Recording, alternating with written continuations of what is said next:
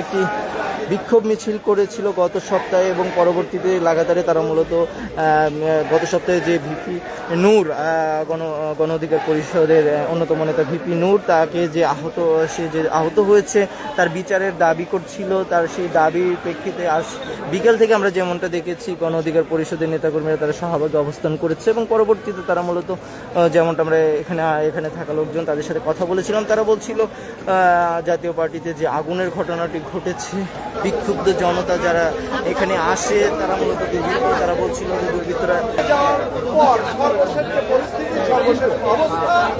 দর্শক যেমনটা দেখতে পাচ্ছেন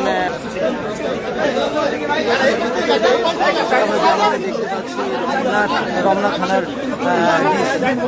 ডিসি তিনি মূলত এসেছেন, এসে মূলত পরিদর্শন করছেন। রমনা থানার ডিসি তিনি এসে মূলত পরিদর্শন কি ধরনের ক্ষয়ক্ষতি